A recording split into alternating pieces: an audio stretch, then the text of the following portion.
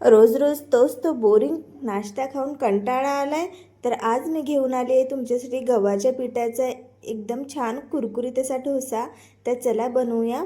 त्याआधी तुमचं स्वागत आहे माझ्या इंडियन किचन जेस्का कुकिंग चॅनलमध्ये. सर्वात आधी आपल्याला 1 कप गव्हाचं पीठ घ्यायचं. गव्हाचं पीठ आपल्याला चाळणीने चाळून घ्यायचं. नंतर 1/4 कप यामध्ये टाकायचं आपल्याला बारीक सुजी म्हणजेच रवा, आणि त्याच्यापेक्षा अर्धा कप आपल्याला टाकायचं आहे यामध्ये तांदळाचं पीठ. असेल तर ठीक, नाही तर 2 चम्मच तुम्ही बेसन इथे वापरा. छान असं मिक्स करून घ्यायचं. मिक्स झाल्यानंतर यामध्ये थोडं थोडं पाणी घालायचं. एकदम पाणी घालून मिक्स करू नका, कारण यामध्ये गव्हाच्या पिठाच्या लगेच गुठळ्या बनायला तयार होतात. म्हणून थोडं थोडं पाणी घाला आणि छान असं हळूवार मिक्स करून घ्या. यामध्ये गुठळ्या आपल्याला अजिबात राहिलेल्या नाही पाहिजे. तर छान एका डायरेक्शनमध्ये फेटून घ्यायचं.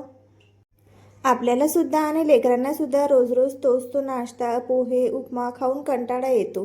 तर आपण हा नाश्ता नक्की ट्राय करू शकतो. गव्हाच्या पिठापासून बनणारा आणि झटपट असा बनणारा, याला जास्त वेळ त्याला ठेवायची गरजसुद्धा नाही आणि पटकन बनणारा हा आपला क्रिस्पी डोसा नक्कीच तुम्ही ट्राय करू शकता.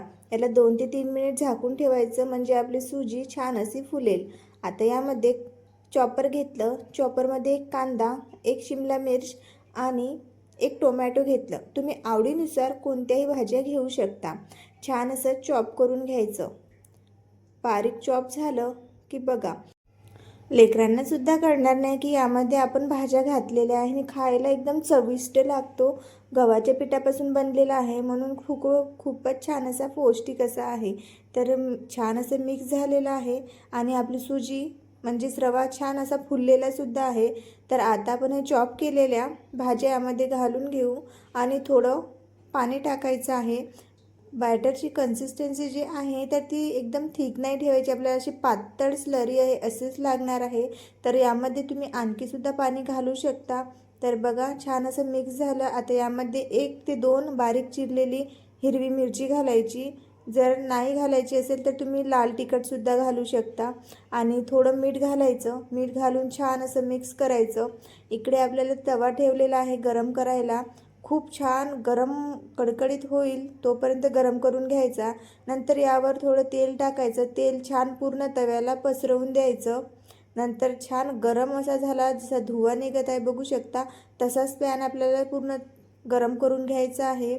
तुम्ही नॉनस्टिक पॅन असेल तोच वापरा, किंवा मग डोसा तवा आहे तो सुद्धा वापरला तरी चालतो. छान असं 1-1 चम्मच घेऊन असं टाकून घ्यायचं.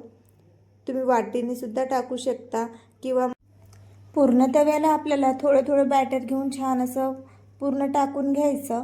तुम्ही पूर्ण तवाभर नसेल टाकत तर थोडं छोटा केला तरी पण चालतो. आता बघा, याला 2 ते 3 मिनिट थोडंसं मीडियम आचेवर ठेवून द्यायचं. वरचा कलर तुम्ही बघू शकता थोडा चेंज झालेला आहे, म्हणजे खालून थोडं भाजलेलं आहे. आता यावर थोडंसं तेल टाकायचं आणि छान असं दोन्ही साईडनं खरपूस होईपर्यंत भाजून घ्यायचे. तुम्ही बघू शकता जाळी किती छान आलेली आहे. व्हिडिओमध्ये दाखवल्याप्रमाणे बघू शकता. छान दोन्ही साईडने आपल्याला खरपूस भाजून घ्यायचं. तुम्ही हा पराठा, तुम्ही हा डोसा चटणीसोबत सर्व करू शकता, सॉससोबत करू शकता, अथवा तसाही सुद्धा खाल्ला ना तर खूप छान असा लागतो. कारण यामध्ये भरपूर भाज्या आपण घातलेल्या आहे आणि आवडीनुसार भाज्या घातल्या तर हा डोसा नक्कीच आवडतो आणि चटपटीत असा 10 ते 15 मिनिट नाही तर 2 ते 3 मिनिटामध्ये रेडी होतो. व्हिडिओ तुम्हाला आवडला असेल तर लाईक आणि सबस्क्राईब